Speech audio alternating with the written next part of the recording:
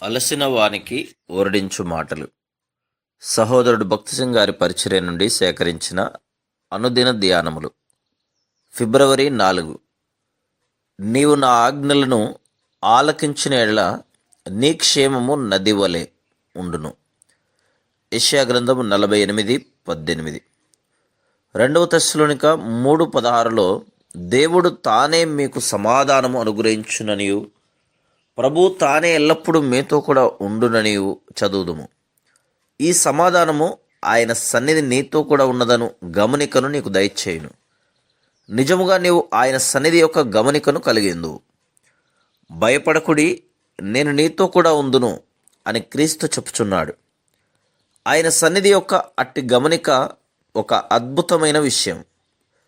ఫిలిప్పీ 4:7లో సమస్త జ్ఞానమునకు మించిన దేవుని సమాధానము యేసుక్రీస్తు వలన మీ హృదయములకును మీ తలంపులకును కావలియుండును అని చదువుదుము. ఈ సమాధానము అంతరంగములో నిన్ను బలముగా ఉంచును.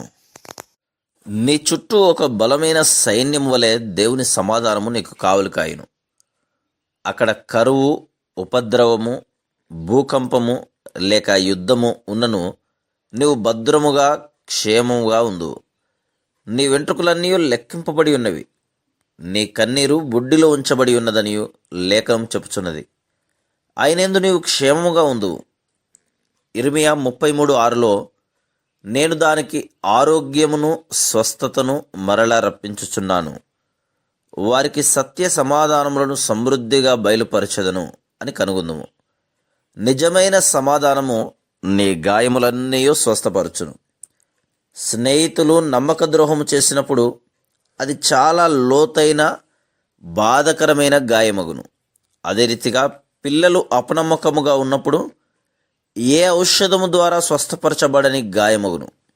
అయితే ఈ సమాధానము స్నేహితులు లేక శత్రువుల ద్వారా ఏర్పడిన ప్రతి విధమైన గాయమును స్వస్థపరచును. నీ ధర్మశాస్త్రమును ప్రేమించు వారికి ఎంతో నెమ్మది కలదు, వారు తూలి తొట్టిలుటకు కారణమేమీ లేదు. 119వ కీర్తన 165వ వచనం. ఎంతోమంది విశ్వాసులు ఎంతో సులభముగా అభ్యంతరపడుచున్నారు. వారి సమాధానము లోక సంబంధమైనది కనుక ఆ సమాధానమును వారు పోగొట్టుకొనుచున్నారు. అయితే దేవుడిచ్చు సమాధానం దేనిని బట్టి అభ్యంతరపడదు. అది గొప్ప సమాధానం. ఎవని మనస్సు నీ మీద ఆనుకొనునో వానిని నీవు పూర్ణ శాంతి గలవానిగా కాపాడదు. యెషయా గ్రంథం 26:3.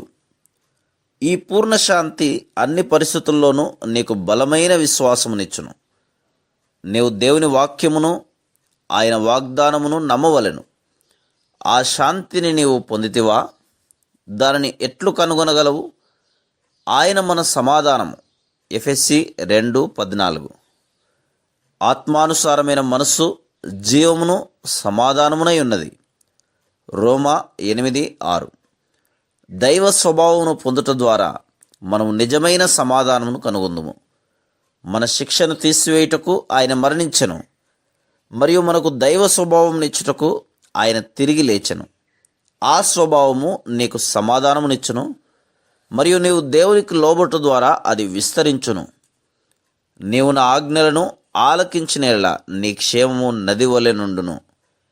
యెషయా గ్రంథం 48:18. Praise the lord.